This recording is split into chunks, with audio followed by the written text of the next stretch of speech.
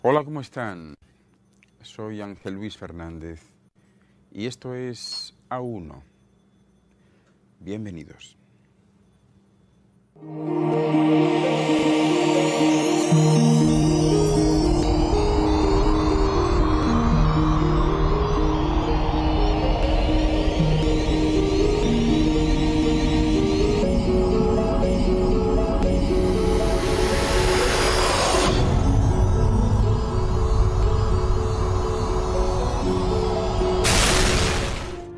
A1 es un programa de investigación y de búsqueda de la verdad perdida, de desvelar misterios y enigmas, de descubrir los secretos y recuerdos del futuro.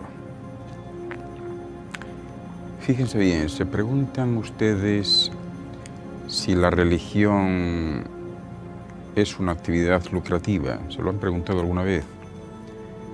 Son muchas las personas que piensan de ese modo, puesto que detrás de los sacerdotes, de los arzobispos, pastores, etc., pues hay muchas veces enormes fortunas amasadas, incluso muchos de ellos hasta con aviones propios y pequeños paraísos de recreo, y qué puedo decirles, incluso hasta un pequeño territorio con rango de país que está situado en el mismo centro de Roma.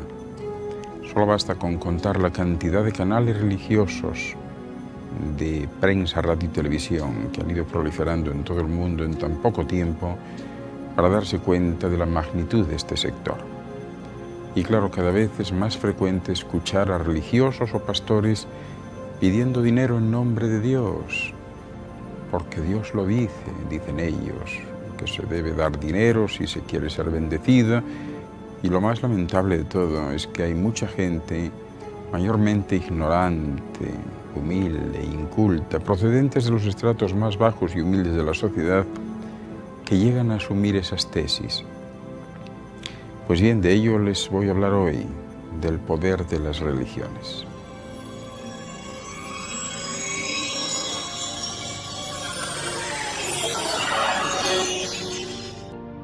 Es desconcertante ver cómo se usa a Dios para conseguir todo lo que se desea, especialmente algunas personas, siempre sosteniendo, pues eso, que Dios dice esto y que Dios quiere aquello, o que la voluntad de Dios es esta o es aquella.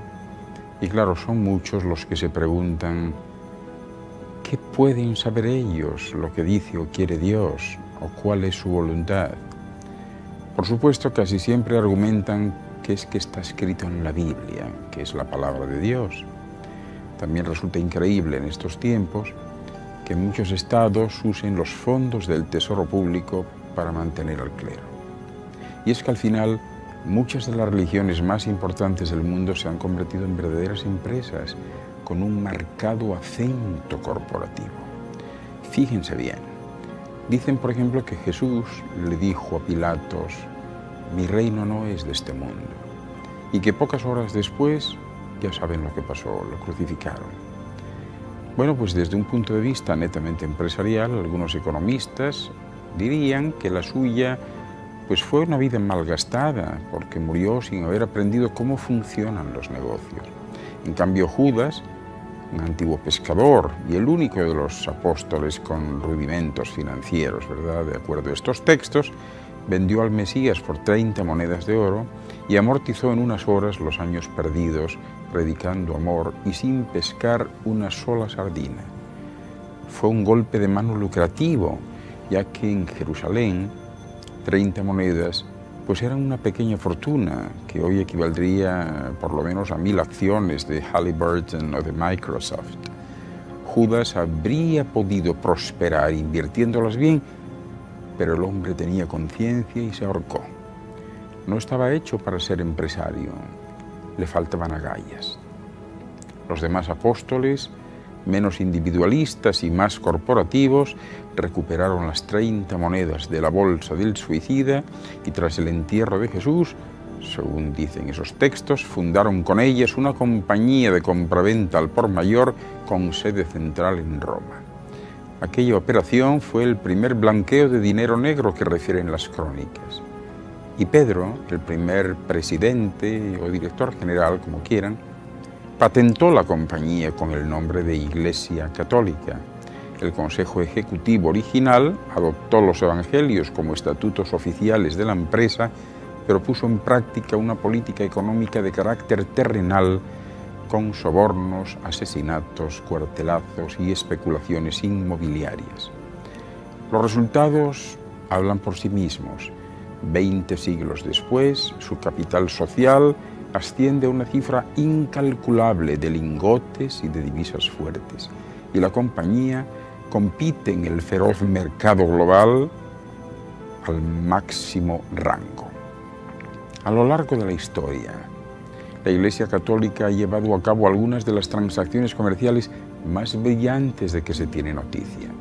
Fíjense, la absorción de los activos del Imperio de Constantino, el desarrollo urbanístico del Vaticano en los terrenos con mayor plusvalía de la península itálica, o la reciente desarticulación de la empresa rival Imperio Soviético. Eso sí, tras una OPA hostil exitosa, ¿verdad? Además, el Banco Vaticano, que en contrapartida de un depósito de dinero pecador a plazo fijo por encima de 10 millones de euros, ofrece una garantía de absolución perpetua más una hectárea del paraíso si el depositante jura por su honor que en el futuro utilizará los intereses para obras virtuosas, y que está considerado como una de las 10 principales entidades crediticias del planeta. Pese a la declaración inicial del personaje bíblico que le sirve de referencia, y que le sirve también, lógicamente, de ejemplo y de logotipo, el reino de la Iglesia Católica sí que es de este mundo e incluye lujosos palacios, joyas, obras de arte, think tanks, agencias inmobiliarias, agencias publicitarias, medios de comunicación de todo tipo, periódicos, emisoras de radio y televisión, páginas web, portales, clergymen a la moda más in, delicadas sotanas purpuradas prêt-à-porter y una exquisita tendencia al esplendor antiguo en cada una de sus ceremonias. Claro, como cualquier multinacional, su organigrama tiene forma de pirámide y desde el vértice va descendiendo hasta la base mediante filiales de inferior categoría. Si bien, eso sí, todas ellas funcionan con precisión corporativa y cumplen órdenes estrictas del presidente o director general, como quieran, a quien los accionistas llaman cariñosamente Papa. Un ejemplo típico de oficina regional es la de España, que está inscrita en el registro mercantil oficial con la denominación social de Conferencia Episcopal Española, CEE, y explota el territorio de la nación. Los sucesivos directores titulares que la administran, en la jerga interna ya saben que son denominados obispos, suelen ser el paradigma del ejecutivo modelo. Es decir, se trata de hombres de ascendrada rectitud y fervor intelectual, cuyas declaraciones públicas ejercen una enorme influencia sobre la clientela de la compañía. Económicamente sensata, la cúpula de la Iglesia Católica mantiene amistades y contactos entre las personas de bien y ejerce, eso sí, una oposición implacable a cualquier activismo subversivo que amenace con alterar la paz ciudadana y el status quo. Tampoco pierde el tiempo, porque el tiempo es oro, ya lo saben, y no lo pierden apoyando presupuestos de alto riesgo, como son los inmigrantes pobres en los países ricos, la educación subvencionada con fondos públicos o la medicina de carácter gratuito y universal. Y solo invierte donde hay indicios de beneficios seguros. Cuando una corporación está bien gestionada y sabe escoger el personal que le conviene, créanme que 30 monedas dan para mucho.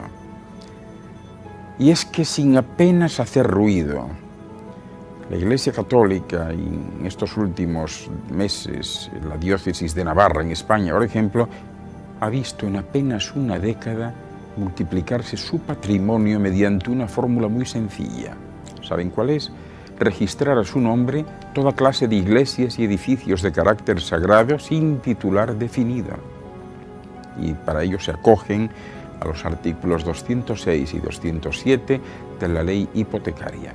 Una reglamentación aprobada en tiempos del franquismo, allá por 1948, y que concedía al Vaticano privilegios exclusivos.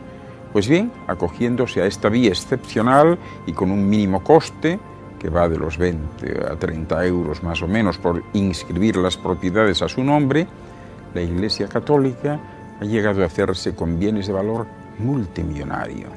El proceso es silencioso, el registro no aparece en ninguna publicación oficial, la prensa tampoco tiene noticia, y es que con una firma y un pago simbólico, un bien público puede volverse privado sin que la población del municipio ni sus representantes lleguen a enterarse. Y dice José María Esparza, que es un conocido historiador y miembro de la Plataforma en Defensa del Patrimonio Navarro, que por el precio de una campana registran toda una iglesia. Y según afirma él, aunque la ley es la misma y hay situaciones iguales que pueden producirse en todo el Estado, han sido sobre todo los municipios navarros los más afectados por esta práctica. Dice él que no exageran si advierten que probablemente se estén encontrando ante la mayor apropiación indebida de la historia de Navarra, después de la propia conquista del reino, ¿verdad? La privatización del mayor patrimonio comunal urbano de Navarra, es decir, las iglesias y ermitas de todos los pueblos que encierran una riqueza inmensurable en su mobiliario. Esto lo ha escrito Esparza sobre este asunto, ¿verdad? De acuerdo a los cálculos de la plataforma, bajo el mandato del arzobispo de Pamplona y obispo de Tudela, Fernando Sebastián, la Iglesia navarra escrituró como suyas unas 1000 iglesias y ermitas. Y bien es cierto que se trata de una vieja costumbre, porque el fenómeno no es nuevo, no lo es.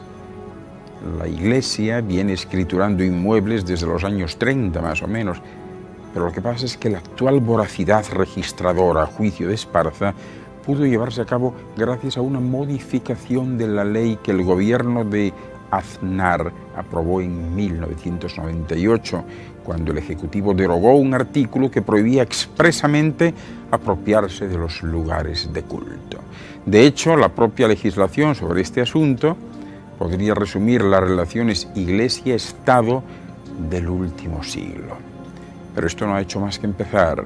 Permítanme un inciso y enseguida regreso con ustedes. Hasta ahora.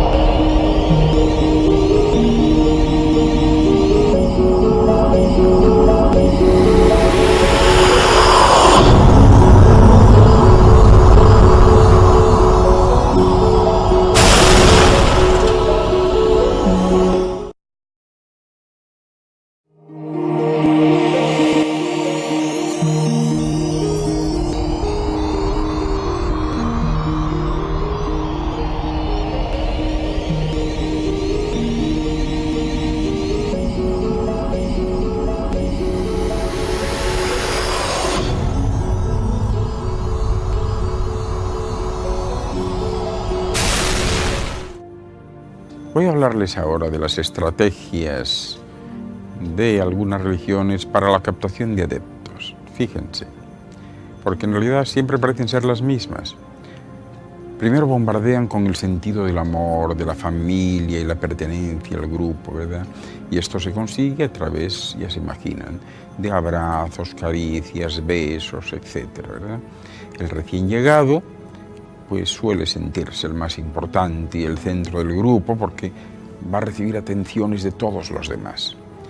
También seguramente recibirá gran presión por parte del grupo a través de la anulación de dudas y resistencia a las nuevas ideas que se logra a través de la explotación necesaria y natural de la integración en el grupo.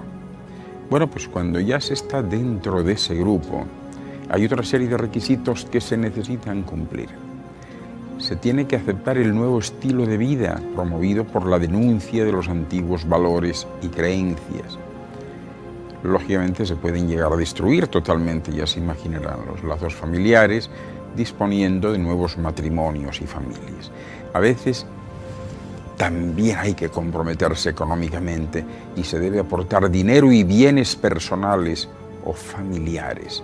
Y paralelamente es habitual que uno tenga que ofrecerse a trabajar gratuitamente para el grupo o a favor del grupo, o pedir créditos a bancos, familiares y amigos a favor del grupo. Naturalmente, la sugestión continuada está a la orden del día. Esto es como una especie de hipnosis que flota en el ambiente. Entonces se realizan cánticos y plegarias y todo lo que sea ajeno al culto se suprime con otros cantos que bloquean la mente a cualquier idea extraña para ellos procedente del exterior. También se exige una abdicación de la responsabilidad del adulto a favor de la autoridad del líder. Y esto favorece el estado de infantilización. Luego se realizan juegos sin reglas definidas que fomentan la necesidad de ser dirigido. En ese momento se presentan fenómenos de fatiga y de sueño, de desorientación y vulnerabilidad que son creados por la actividad física y mental muy prolongada, ¿verdad?, impidiendo el descanso adecuado. Bueno, respecto a la alimentación, se priva al sistema nervioso de la nutrición necesaria a través de dietas raras, bajas en proteínas, lo que aumenta la desorientación y la capacidad emocional. Y poco a poco se llega a la destrucción de la propia personalidad, se incrementa la vulnerabilidad a las nuevas enseñanzas y conocimiento de las debilidades de los nuevos discípulos, ¿verdad?, y que son reveladas pues a través de confesiones de los secretos más íntimos. También se aumenta el sentido de culpabilidad creado por las enseñanzas de salvación eterna con la exageración de los pecados y del estilo de vida anterior. Aparece aquí un estado de confusión en el cual se alternan castigos y recompensas por acciones similares. Y entonces se presentan aspectos como el temor, la lealtad y la obediencia al grupo que son mantenidos siempre por las amenazas de una condena eterna a causa del más ligero pensamiento, palabra o acto en contra del grupo. Y así se realizan poco a poco charlas sobre la doctrina que, aunque resulten confusas e incomprensibles, animan al rechazo de la lógica y el razonamiento, induciendo a la aceptación ciega. Y esa aceptación supone la absorción de todas las pautas, normas y creencias del grupo sin ninguna objeción o pregunta, además de la aceptación de la autoridad del dirigente mediante una promesa de progreso, poder y salvación. Pero claro, se preguntarán ustedes, ¿cómo son esas personas captadas? Pues bien, son personas que se hallan en un estado de crisis casi siempre, de insatisfacción, de inestabilidad en los estudios o a nivel profesional, o a veces emocional, afectivo y hasta social. Son personas descontentas con la sociedad y con sus normas.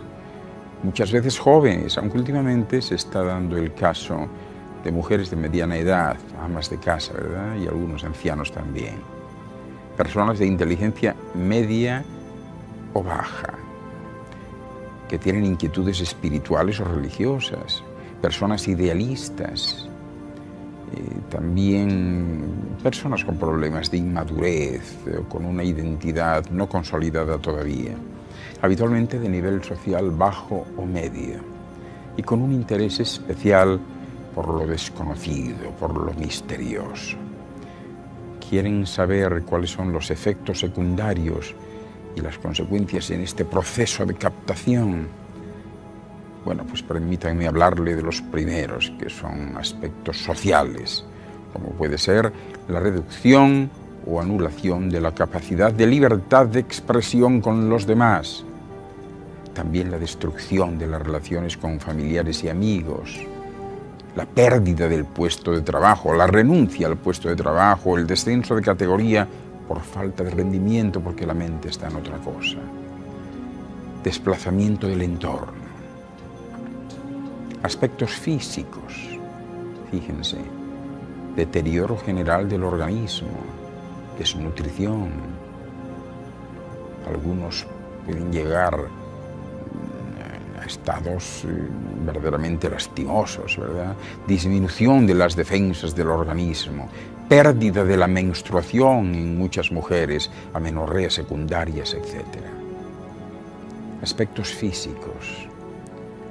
Bueno, pues, aparte de la inestabilidad emocional, cambios frecuentes entre el estado eufórico y el depresivo, incapacidad de mantener relaciones afectivas normales con personas ajenas al grupo religioso, pérdida involuntaria de la libertad, esclavitud involuntaria, disminución de la capacidad intelectual, del vocabulario y hasta del sentido del humor, razonamiento escaso o nulo, la mayoría tienden a las alucinaciones, dicen ver demonios y seres extraños, pánico, confusión mental, desdoblamiento de la personalidad, sentido de culpabilidad, pérdida de la identidad y paranoia, entre otros.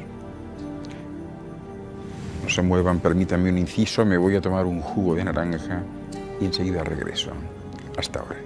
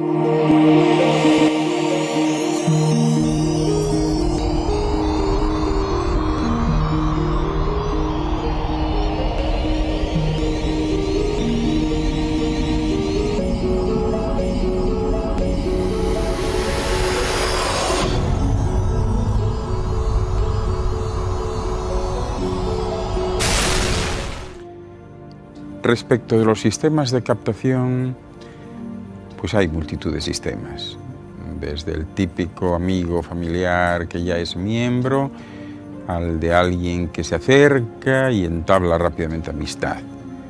Y todo ello pues también a través de cursillos de todo tipo, reuniones, etc. Incluso llegan a montar academias de idiomas y de recuperación de estudios, grupos cristianos, etc. Y últimamente hasta el Internet, donde hay chats, foros, páginas web de todo tipo, de búsqueda de amistad, amor, etc.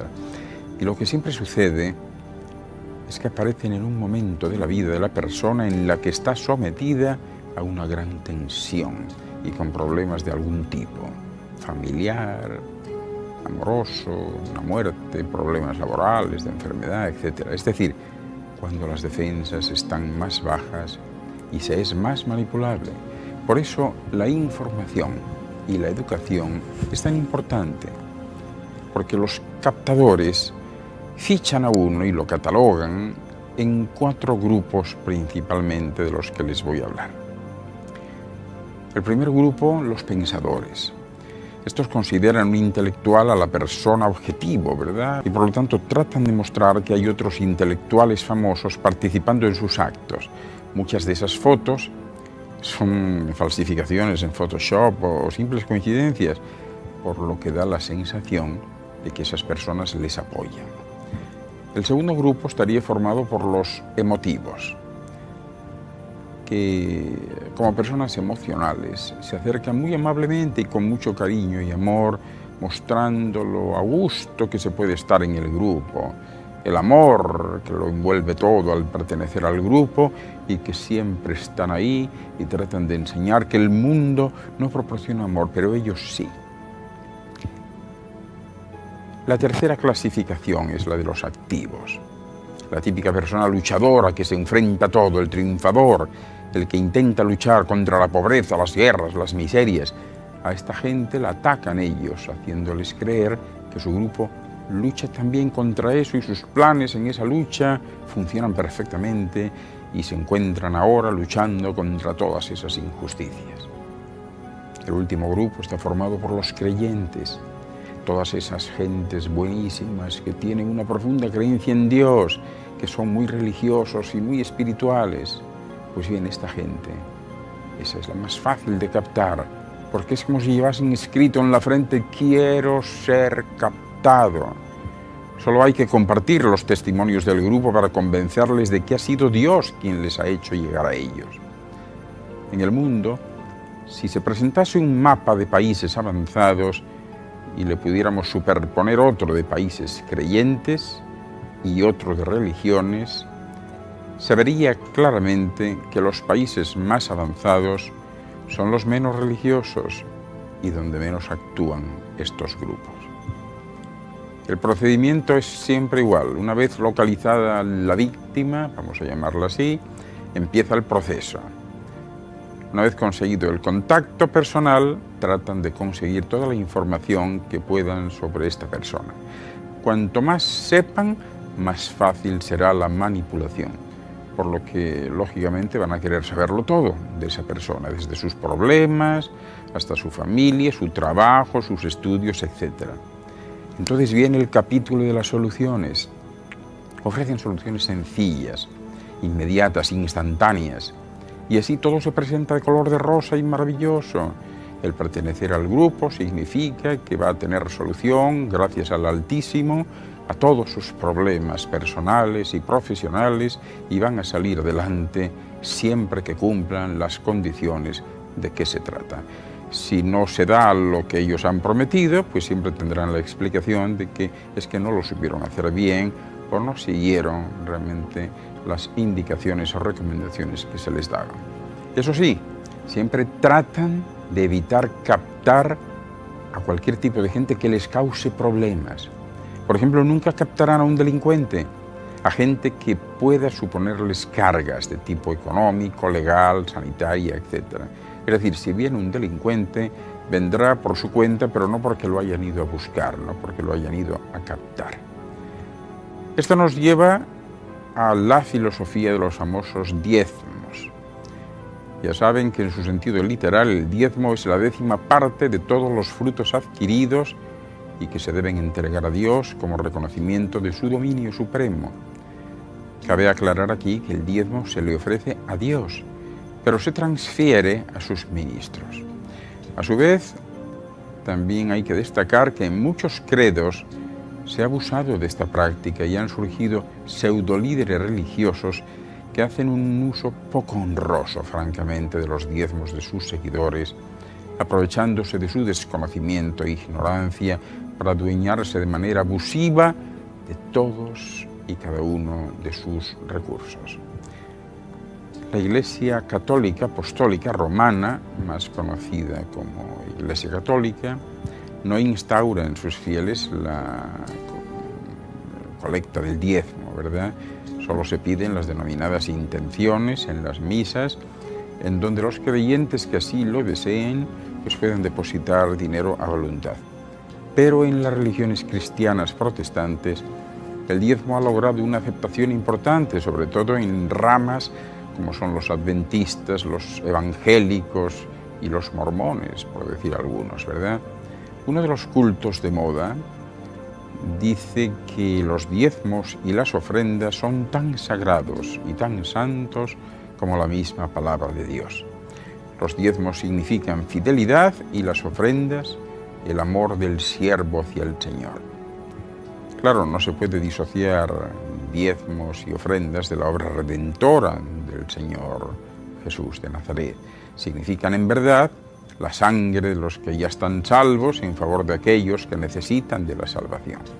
Hay otros que han dicho que las religiones son perlas preciosas engarzadas en el hilo de oro de la divinidad y que no hay más religión que el amor, ni una religión que resulte tan elevada como el amor. Pero eso, desgraciadamente, solo lo sostienen los que poseen un gran concepto de lo que es la religión y que no tratan de embotellarla en un claustro o en un rosario de dogmas y dogmáticos, porque en el fondo la religión está en todo lo que rodea a la gente. El amor a la naturaleza es religión. El amor por nuestros hijos es religión. Y allí la madre es el ejemplo más claro y contundente. Fíjense, el estudio profundo sobre los misterios de la vida y de la muerte se debe hacer con religiosidad, o sea, con mística y con la aprobación directa de las cosas inherentes a los mismos, ¿verdad? Un médico que sufre por la salud de su paciente, que clama al cielo por la salvación física de quien cuida, pues está haciendo un acto religioso, porque siente amor por ese compañero o compañera, ¿verdad? Y así se podrían enumerar decenas de situaciones donde el ser humano proyecta su espíritu religioso sin necesidad de asistir a ninguna iglesia en particular. No obstante, es cierto que los que acuden a cualquier iglesia lo hacen por lo general de buena fe, en su mayoría, ¿verdad? Otros lo hacen para autoengañarse, creyendo que irán al cielo y piensan que por dar una limosna al cura o un diezmo al pastor ya lo tienen todo conseguido, ¿verdad? Sin siquiera saber qué es eso del cielo o del infierno. Voy a realizar un pequeño inciso aquí y enseguida regreso. Permítanme unos instantes. Hasta ahora.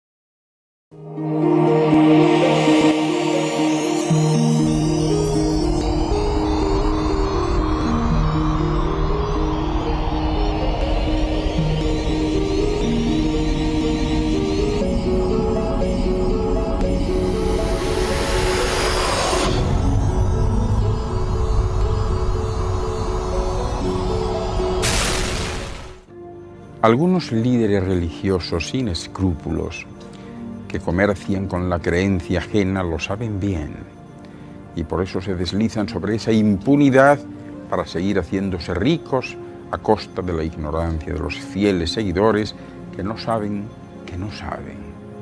Cuando uno ya sabe que no sabe, entonces se inicia el despertar de la conciencia y ahí termina la etapa de víctima. Bueno, pues el falso evangelio de la prosperidad que defienden algunos sostiene que Dios quiere que sus hijos sean todos ricos y que tengan lo mejor de todo en esta vida y que si eso no lo consiguen, pues es porque no tienen la fe suficiente o porque viven en pecado o porque viven bajo el efecto de maldiciones insuperables. Los predicadores de esta prosperidad enseñan a millones de personas que si ellos siguen el plan apropiado, que no es otro que su enseñanza, el Señor los colmará de bienestar y riquezas materiales que nunca hubieran soñado.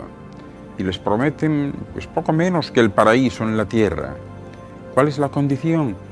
Sembrar en sus ministerios sus diezmos y sus jugosas ofrendas para que se multipliquen. Aquí quiero referirme al pastor Dolin A. Ureña, de Grand Rapids, Michigan, Estados Unidos, que dice lo siguiente: no es justo que muchos de estos superevangelistas prometan que solamente a través de la siembra en sus ministerios se podrá recibir bendición de Dios. Eso no es verdad. No obstante, muchos han sabido ver que la religión puede llegar a ser un negocio grande y lucrativo, y además de obtener la admiración y el reconocimiento y hasta las alabanzas de miles y miles de personas, estos presuntos siervos de Dios han hecho del ministerio una fuente, una plataforma de ganancias sin límites. Este, desde luego, es un hecho incuestionable, no se puede cuestionar. Escribe el mismo pastor Dolin A. Ureña: 3 de los teleevangelistas de mayor reconocimiento reciben respectivamente 100, 110 y 130 millones de dólares al año a través de sus esfuerzos evangelísticos por la televisión. Muchas de estas superestrellas del evangelismo no conducen automóviles normales, conducen Rolls Royces, poseen casas de varios millones de dólares y viajan en sus jets privados. Ningún hombre que esté al servicio de Dios debería vivir de esta forma ostentosa. Ninguno. Sin embargo, estos falsos maestros enseñan que los cristianos tienen el derecho de vivir como reyes y potentados y se ponen a sí mismos como ejemplos, porque de ese modo viven ellos, pero a costa de los demás. Y así se burlan de sus fieles, empobreciéndoles cada vez más para enriquecerse ellos. El pastor Mario Fumero de Honduras escribió hace poco un artículo que tituló Los explotadores de la fe y trata acerca de dos de los más conocidos predicadores en la actualidad de este plan de prosperidad espiritual. Y dice lo siguiente, al hilo de lo que les estoy comentando. El Evangelio, dice él, está siendo desprestigiado y corrompido por predicadores que proclaman un mensaje de riqueza y prosperidad en medio de una América Latina paupérrima, abatida por el hambre y la miseria, y como botón de muestra, pues él quiere mencionar a dos hombres de los llamados o autollamados ungidos, y que a costa del Evangelio han acumulado una impresionante fortuna y viven como magnates de una empresa que tristemente se llama Iglesia. Uno de ellos es de los Estados Unidos y está en este momento en medio de un escándalo público por un documental de hace algún tiempo en el que la NBC revela su lujo y derroche a costa de las ofrendas de sus seguidores. Su nombre seguro que le conocen o le suena, Benny Hinn. El otro es un latinoamericano de origen guatemalteco que va por el mismo camino de Hinn y que en este momento se encuentra de gira por Latinoamérica. Se llama o se hace llamar Cash Luna. Seguidamente, el pastor Fumero, que les hablaba antes, describe con pelos y señales los lujos en los que se mueven estos dos hombres y dice así en ese artículo. Benny Hinn gasta millones en sus viajes, duerme en hoteles de lujo, en una suite donde se quedan los presidentes y príncipes de los países ricos. Un ejemplo de ello es su reciente visita a Londres, ¿verdad?, donde pagó por una noche de hotel $10.800 americanos. Su mansión está valorada en más de $10 millones y su avión privado, ¿sabe cuánto cuesta mantenerle mensualmente? $100.000. Y todo esto se hace en el nombre de Jesús, afirmando que el Señor era rico. Bueno, pues Benny Hinn, cuestionado por su manera de vivir tan ostentosa, llegó incluso a decir un día: ya estoy cansado y aburrido de escuchar tantas cosas acerca de las calles de oro en el cielo. Yo no quiero el oro en el cielo, lo quiero tener aquí y ahora. Este es el evangelista en el cual tantos han puesto su confianza. Y esa es la mentira tras la cual muchos de estos vividores de la fe se escudan para seguir expoliando a sus ingenuos seguidores. Por sus frutos les conoceréis, dice este hombre, Fumero. Y sigue relatando.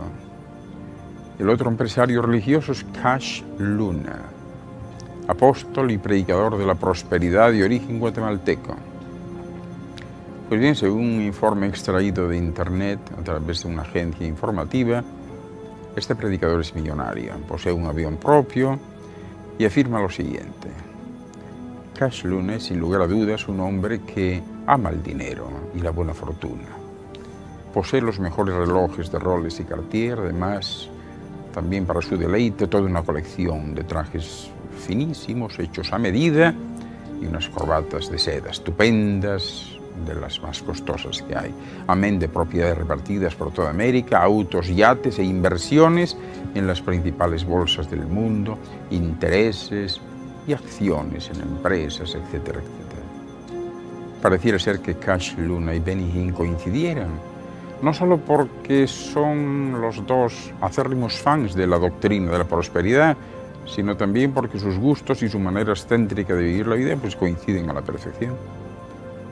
Y es que el común denominador de muchos de estos llamados o autollamados ungidos es el amor a lo material, al dinero, la prosperidad material y la ostentación, así como al reconocimiento y la propia gloria. Es un espíritu de soberbia el que les envuelve e intentan manipular a su audiencia con un espíritu de control y de dominio. Y también los milagros y sanidades que tanto proclaman, que según ellos tantas veces se han demostrado, ¿verdad? Y que otros han resultado falsos, y muchas más de dudosa procedencia. Hay otro común denominador, que es curiosamente el mismo Vaticano, porque Benny Hinn en persona, uno de los preferidos de la red de televisión cristiana TVN, Trinity Broadcasting Network, declaró sin complejos de ningún tipo lo siguiente: mi educación, por supuesto, fue católica. Fui a una escuela católica en Haifa, Jerusalén, Haifa, Israel. Por ello, mi forma de pensar es básicamente católica. Cuando me convertí, seguí siendo católico, porque yo he sido muy católico en mis ideas y en mi conducta. Y es que muchas de estas organizaciones religiosas están repletas de enseñanzas paganas y doctrinas de demonios. Y ahí tenemos a uno de los principales valedores de la carismática evangélica internacional enorgulleciéndose de su fe católica. Alguien que es seguido y admirado por miles y miles de cristianos evangélicos. Pero ¿cómo puede ser posible?, se preguntarán ustedes. ¿Dónde está el discernimiento que debería tener?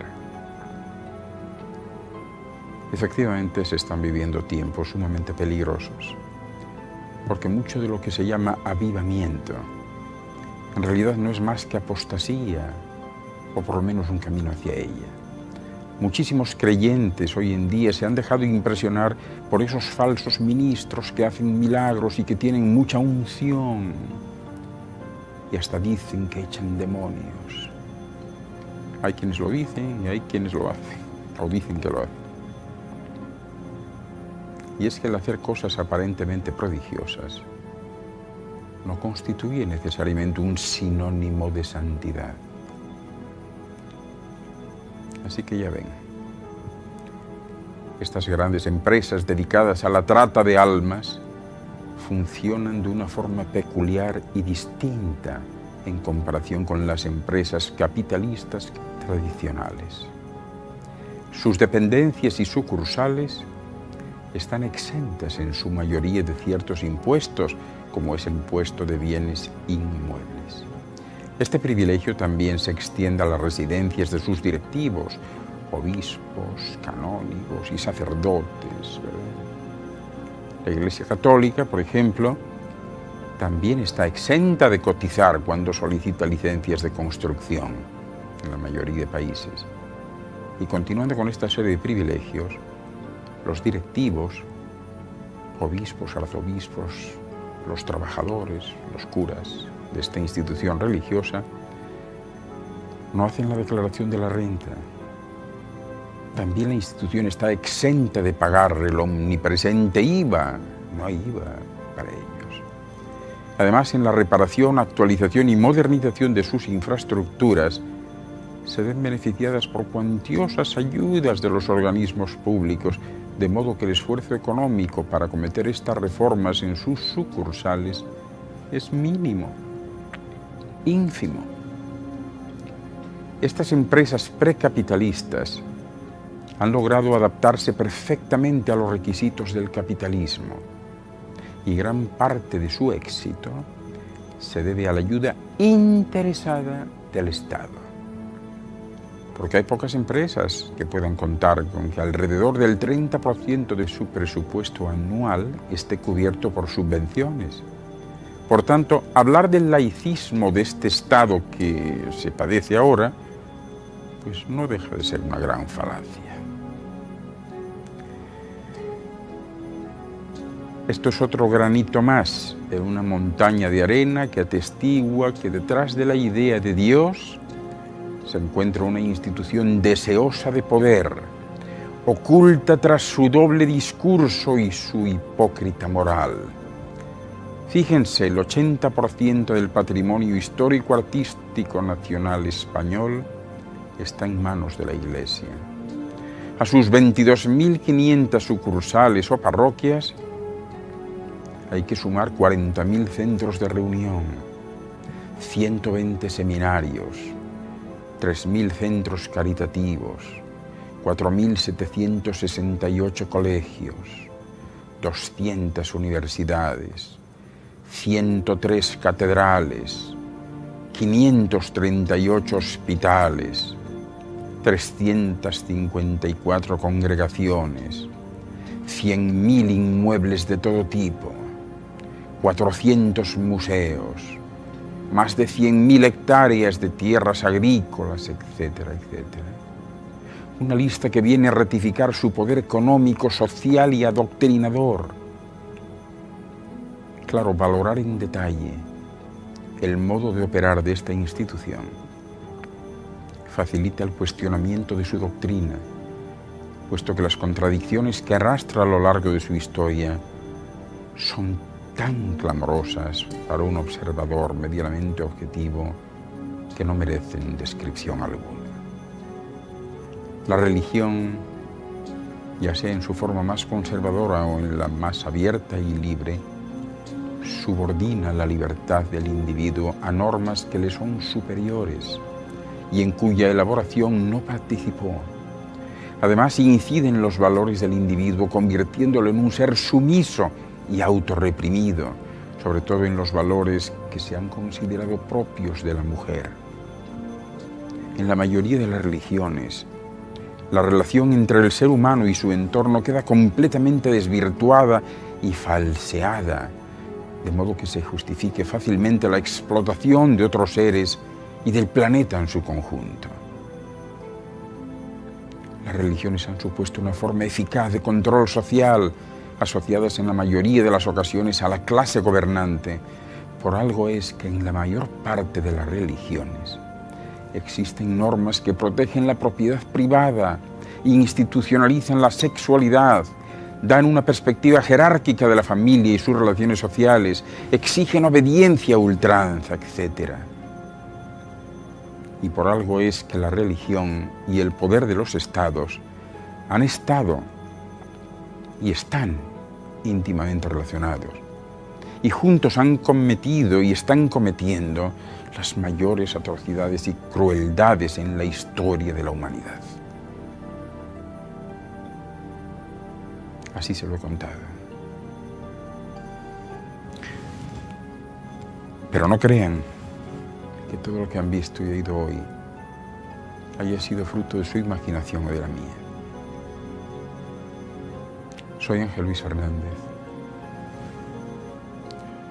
y esto ha sido Uno por Hoy. Muchas gracias por su atención.